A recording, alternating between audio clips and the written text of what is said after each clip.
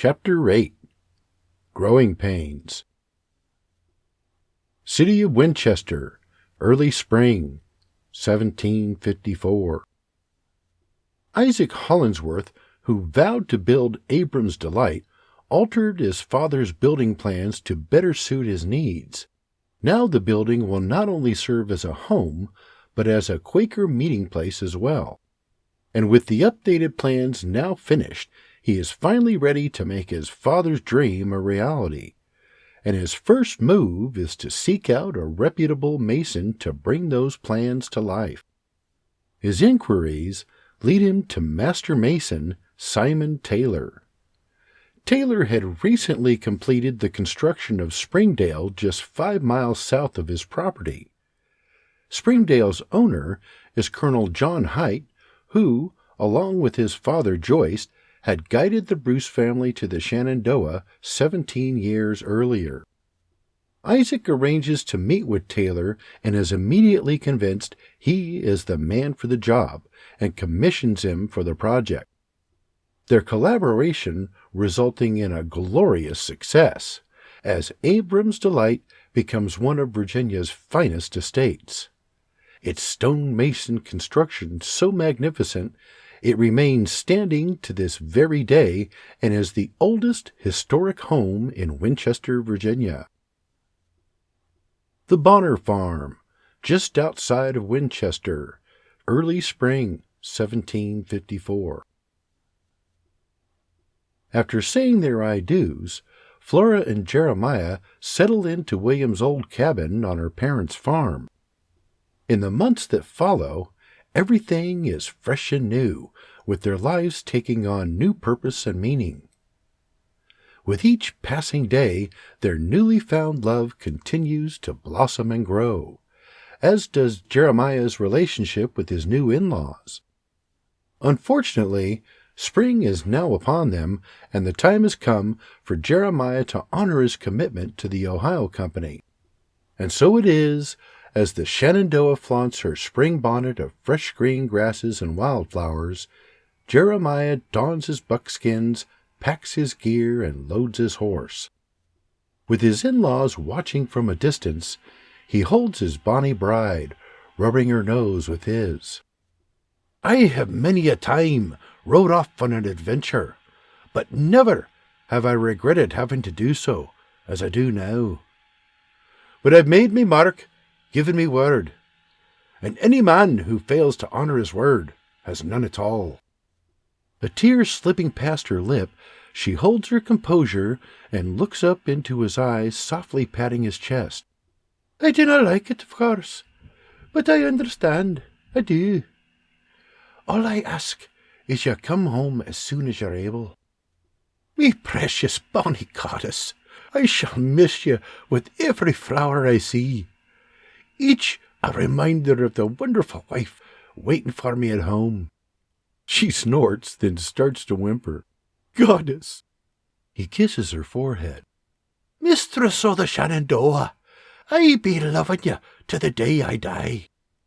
Her arms wrapped about him, she gazes up into his deep blue eyes and pulls him in for a kiss. As their lips pull away, she reaches up, slowly running the fingers of her right hand through his reddish-brown salt-and-pepper hair. As her hand slides down, it comes to rest on his cheek. Holding his rugged face firmly in her grasp, she leans in, her eyes fixed on his. "You be safe, and come home to me." With a wink, she squeezes his cheeks, giving his head a shake. "You hear me?" He throws her a reassuring grin, then steals another kiss before mounting his horse. He tips his hat to her. "Mrs. Connolly, I be under strict orders to be safe and come home soon." He looks up at his in-laws. "And so I shall." Berta gives him a nod. "We'll be waiting, lad." Phoebe smiles and waves. "Safe travels, lad, and dinna worry, we'll take good care of your wife while you're gone." Jeremiah tips his hat to him. "I ken you will," and with a wave, spins his horse around and rides away, his trusty sidekick trotting along beside him. The Western Frontier, Forks of the Ohio River, Ohio Territory, Spring 1754. Assembled and supplied, the Ohio Company speculators make their way to the Ohio Forks to build a trading post. Among them, Jeremiah and his trusty companion. Although the Virginia Company has an agreement with the local council at Logstown, the French have no intention of letting their British adversaries set up shop in what they consider their territory. So when St. Pierre receives word of the Ohio Company speculators, he immediately dispatches men to the Forks. When the French arrive, they surround the Virginians, then move in aggressively, catching them off guard. All save one Irish trapper. As they quickly surround the ill-prepared speculators, Jeremiah, out of sheer instinct, reaches for his musket, and with the only shot fired during the altercation, takes a round to the chest. The others look on as the 52-year-old Irish trapper collapses to the ground in a patch of wildflowers. They are the last thing he sees as he lets out his final breath. Severely outnumbered, the others raise their hands in surrender. Then, with the promise to let them return home unharmed, the French order them to surrender the Forks, abandon their unfinished trading post, and vow to not return for at least a year. Staring at Jeremiah's lifeless body, the surviving members of the expedition agree to the terms and retreat to Virginia, the body of their fallen comrade on a travois carried by his horse, Johnny riding along with his head on Jeremiah's chest. Upon hearing of the events of that day, the Seneca Half-King is enraged with the Virginians for failing to fight back. He takes the outcome of the altercation as a personal humiliation, embarrassed for partnering with the weaker force. Meanwhile, Dinwiddie, not yet knowing of the altercation, orders Colonel Joshua Fry and his newly raised Virginia regiment to march to the Forks. Their mission, to assist the speculators with their new trading post. In a cruel twist, neither group has any knowledge of the other. As such, the regiment and the speculators pass each other like ships on a foggy night, traveling in opposite directions. Meanwhile, upon equipping his company in Alexandria, Major Washington, with Captain William Trent and their 150 men, proceed ahead of the regiment as an advanced party. Their mission is to establish a fort at the Forks near the confluence of the Monongahela and Allegheny Rivers. Pennsylvania Territory, modern-day Cumberland, Maryland, April 1754. When Washington's party arrives at Wills Creek, they learn that a French force of no less than 1,000 men sent the Virginia speculators retreating to Virginia with their tails tucked. Infuriated but determined, Washington leads his company over the Allegheny Mountains and establishes a defensive line near Redstone Creek. For the next month, he and his men blaze a trail westward, chopping through the wilderness for nearly 50 miles from Wills Creek to the Great Meadows. There, Washington intends to hold the line while awaiting the Virginia regiment's main body led by Colonel Fry. Considering what he learned at Wills Creek, Washington is well aware his advanced party is severely outnumbered. Hoping to capitalize on their alliance and bolster his numbers, he seeks an audience with the Seneca Half-King. After being driven west by tribal wars and devastating European diseases, all that remains of the Seneca are roughly 3,000 refugees. As a result of their struggles, they are extremely defensive of the lands they currently hold.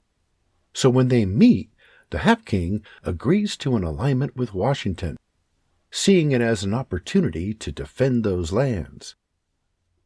While Washington successfully bolsters his numbers, what he is unaware of is the Half-King has ulterior motives. Having been kidnapped and sold into slavery by the French as a child, he sees it as an opportunity to take revenge for that unforgivable act and for the humiliation he suffered with the attack on the speculators. The Western Frontier, Pennsylvania Territory, approaching modern-day Farmington, Pennsylvania, Monday, May 27, 1754. As Washington and his force make their way through the wilderness, his advance scout, a Private Johnson, returns from his forward reconnaissance.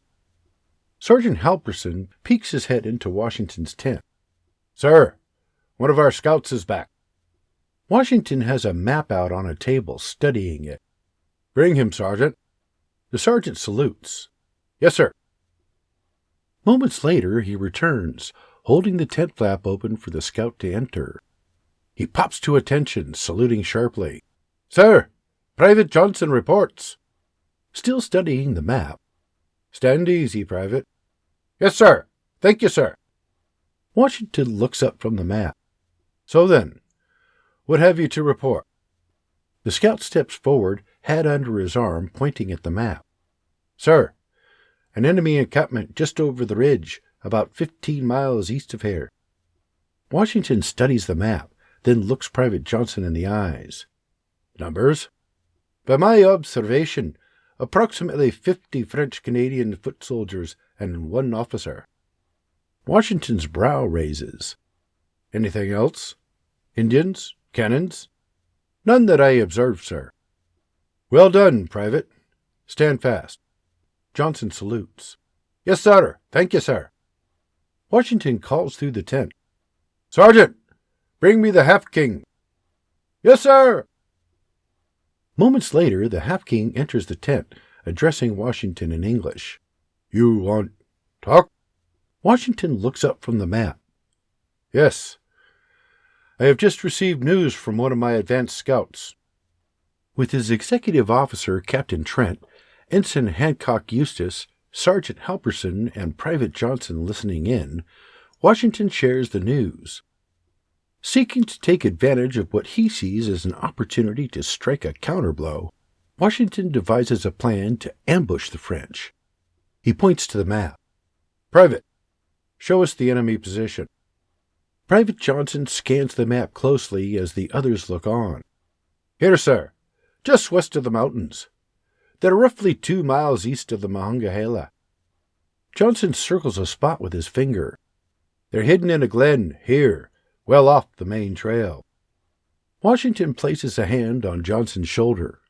"Thank you, Private. You're dismissed." Johnson salutes. "Yes, sir."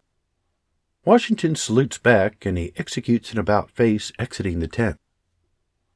Washington places a finger on the map near the French camp. "Gentlemen, here's what I propose." The Western Frontier, 4 miles southeast of the Ohio Forks, Pennsylvania Territory, the following day, Tuesday, May 28, 1754. Washington is leading Captain Trent, Lieutenant Eustace, Sergeant Halperson, Private Johnson, and 35 of his 150 Virginians through the wilderness to surround and capture the French camp. Accompanying his force are the Seneca Half-King and 11 of his Mingo warriors. In the dark of night, they march single file through the bush for 15 grueling miles. The moonlight so faint, 7 Virginians get lost along the way, separated and wandering through the pitch.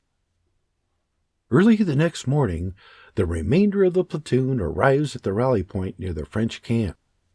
As the unit regroups, Washington glasses the camp, seeing only 35 soldiers, rather than the 50 reported.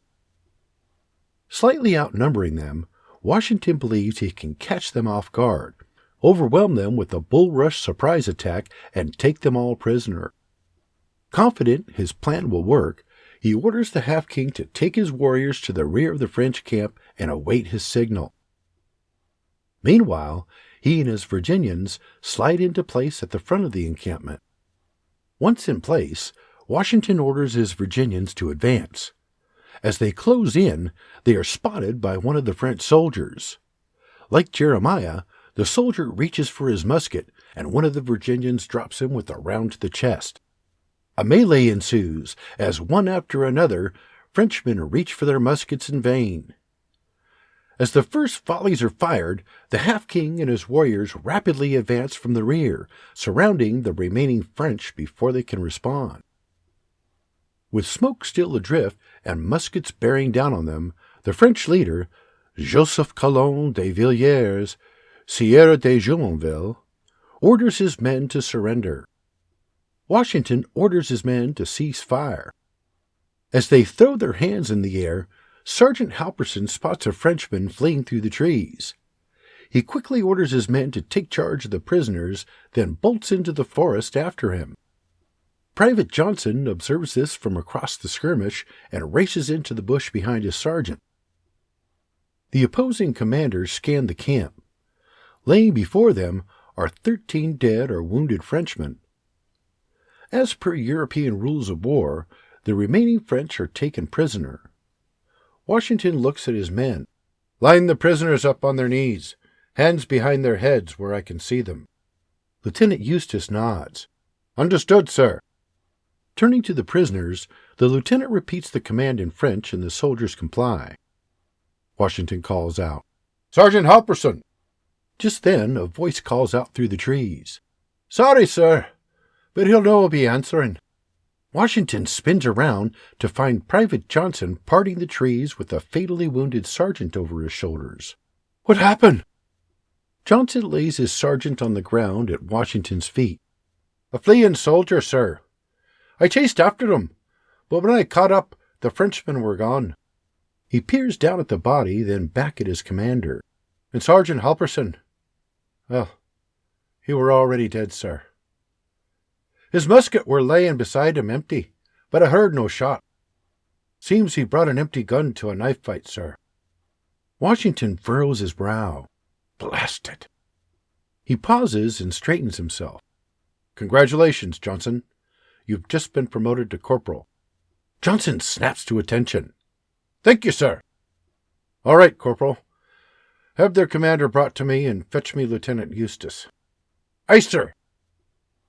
Seconds later, the corporal reappears with Lieutenant Eustace and 2 privates guiding the French commander following closely behind. As they approach, Washington ignores the Frenchman, turning instead to Captain Trent as he walks up. "Captain, report. 13 dead or wounded, 21 captured, sir." Washington nods. And 3 wounded, and, of course, Sergeant Halperson, sir." "Indeed. Very well, Captain. Ensure your men properly secure the prisoners." "Doing that already, sir." "Good." Seeking to gain knowledge of the remaining French forces, Washington turns to the Frenchman, dismissing the 2 privates guarding him. He peers at Eustace. "Ask him his name." Eustace repeats the question in French, and the Frenchman responds. "He says he is Joseph Colon de Villiers, Sieur de Jumonville, a French envoy. He claims they are an ambassadorial delegation on a diplomatic mission, and that we had no right to attack them." Jumonville barks something angrily in French, and Eustace interprets. "He's outraged, claiming this was an unprovoked act." Washington raises a brow, then looks the Frenchman in the eyes. "If you were a purely diplomatic mission, why then did you hide in the woods rather than announce yourselves as diplomats?" "No, sir. Your deliberate act of concealment was obviously one of military strategy, and clearly lacked anything resembling diplomacy." Hearing the translation, the envoy angrily retorts, shouting, "You fired without provocation!" Hearing his accusation, Washington stares him down. "To be clear, sir, we fired when your men drew their muskets." Just then, the half-king strikes Jumonville violently in the back of the head with his tomahawk. Washington's eyes explode in horror as the French envoy collapses to the ground in a heap. As he jumps back in shock, the half-king takes a hold of Jumonville's lifeless head, scalping him with his blade. In an unprecedented move, his warriors aggressively push past Washington's men and proceed to scalp the remaining dead and wounded Frenchmen. Caught off guard, the Virginians turn to their commander. Although appalled, Washington thrusts his hand in the air, signaling his men to stand down. His quick decision undoubtedly focused on preventing further bloodshed. While the attack marks Washington's first taste of victory, its bittersweet taste comes at an appallingly high price. The events of that day permanently etched in his memory, they will guide him the rest of his days. Fort Duquesne on the western frontier, the Ohio Forks, confluence of the Ohio, Allegheny, and Monongahela rivers, Ohio River Valley, Ohio Territory. Saturday, June 1st, 1754. The French-Canadian soldier who had killed Sergeant Halperson while evading capture staggers his way back to his post. Gate guards spot him in the distance and rush to his aid with water. He takes the ladle and sucks it down. Dropping it to the ground, he straightens his coat and marches into his commander's office. He barges through the door, and his commander, Louis Colon de Villiers, jumps to his feet behind his desk. Disheveled and clearly spent, the soldier snaps to attention and salutes. His commander looks him up and down, then slowly returns the salute. "Private, what is the meaning of this?" They lower their salutes, and the private reports his account of the British ambush. "So, after killing the pursuing soldier, I doubled back to the camp and watched as those dishonorable Virginian scum shot and killed every one of our wounded. It was unspeakable, sir. Had it not been for the Mingo warriors, I fear those bastards would have killed them all." Villiers, half-brother of the slain Jumonville, is beside himself. While the soldier's account is a stark contrast to the actual event, his tale throws new logs on a smoldering fire. Following the skirmish, Washington withdraws his men to Great Meadow. There, in the middle of this vast meadow, he and his Virginians begin construction of a new trading post, aptly naming it Fort Necessity. When Washington asks the half-king to help defend the post, he declines. "I have lost all faith in you. You inexperience I cannot afford." Gist interprets, and he and his warriors disappear into the wild. Their alliance terminated, the Virginians are left to go it alone. While the skirmish, known as the Battle of Jumonville Glen, would not alone have been enough to start a war, massacring French troops and brutally murdering their envoy in cold blood could not go unpunished. And within weeks of the massacre, Villiers is in hot pursuit of his revenge. Hence, a dispute that started over control of the confluence of the Ohio Forks marks the beginning of the North American portion of the worldwide British and French conflict known as the 7 Years' War. In North America, it is named the French and Indian War. The Bonner Farm, Midsummer, 1754. Two Virginia speculators from the Ohio Company come riding up with the third horse hauling a travois in tow. Beebe spots them and watches as they ride up. The moment he sees the travois, he knows his son-in-law is either severely wounded or dead. One of the riders removes his tricorn. "Morning, sir. Might this be the home of Jeremiah Conley?" "Aye, it be." "Forgive us, sir, but we thought it the least we could do." Beebe walks over and looks at Jeremiah's wrapped body on the travois. "I understand, lads. I canna thank you enough for bringing him home. How'd it happen?" "An ambush. French soldiers." Just then, Berta and Flora exit the cabin, talking and laughing. When they see the travois, Flora cries out in anguish, falling to her knees. "No! God, please, no! Not me, Jeremiah!" Berta drops to her knees behind her, wrapping her in a hug, where together they weep. The speculator puts his hat back on. Our deepest sympathies, sir. And there's something you should ken. He died trying to protect us. A brave heart, that one. May he rest in peace. Thank you, lads. You have our appreciation.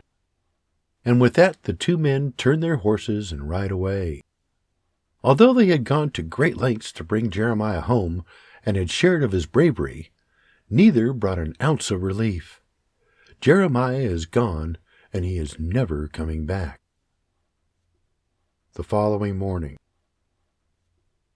Beneath the tree where William rudely shot a buck, shattering Flora's romantic dream when she was a girl, William and Bebe lay Jeremiah's cotton-wrapped body into a grave and cover him with soil.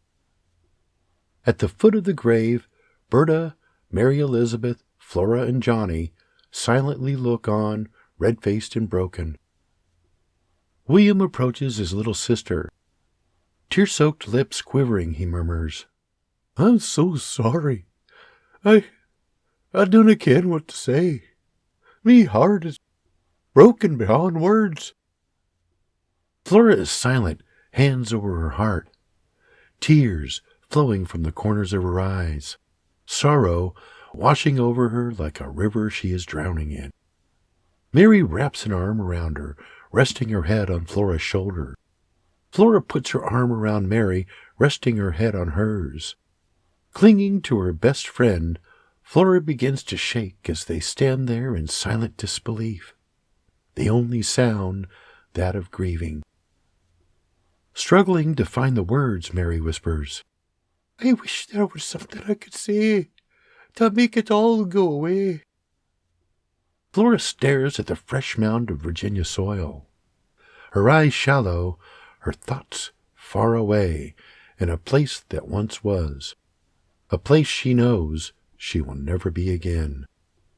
She thinks about the day she and Jeremiah met, and their first kiss in the middle of Jeffrey Dean's field, and why it took so long to return to the party that night, and him calling her Mistress o' the Shenandoah the last time they spoke. She had waited a lifetime for the perfect man, and now he is gone. Their dreams snatched away in the blink of an eye. Berta, Bebe, and William stand nearby in silent support, Johnny at their feet, head and ears down, eyes longing. The moment slowly passes, with the song of an occasional bird breaking the silence as a warm summer breeze dries their tears. Flora straightens herself, and Mary steps back, looking at her. You ken, he's still with us. Mary sighs. Of course. So shall he always be, William softly adds. As if clinging to his memory for fear it might slip away, Flora cries, He lives in me, and a part of him will always be within me. Bebe places a hand on her shoulder. Indeed, lassie. And through me he'll live on. Berta steps forward. Why, of course, dear. And I'll teach him all his da would have, and he'll be proud to call himself Jeremiah Conley, Jr. Mary and William exchange a glance, mouths open, eyes wide, a joyful shock and surprise mending their shattered hearts. Her parents pause for a moment in shock, and her mother cries, Oh, Flora! Mary covers her mouth with both hands. You mean? She places a hand on Flora's belly. Bebe blurts, You're with. I most certainly am. So nay, Mary, I'm glad you canna find the words. I dinna want it to go away. Our child, our son, and me memories of him, 'tis all I have left. Mary cries, God almighty, Flora, I'm so sorry. Dinna be, you dinna ken. How could you? I didn't ken myself until yesterday. Berta wraps her in a hug. Oh, Flora dear, sweet Flora. Bebe silently listens, staring at Jeremiah's grave. I lost the only man I ever loved, but a part of him lives in me, and I ken the son he'll be. I can feel it. And he'll be magnificent and brave like his da." As Berta pulls away, William and Mary swallow her in their arms, and they share a sorrowful yet joyful embrace. Berta turns to Bibi, and he wraps her in a hug. As he takes her in his arms, he looks to heaven as tears fall uncontrollably down his grateful yet grief-stricken face. "We're going to be grandparents,"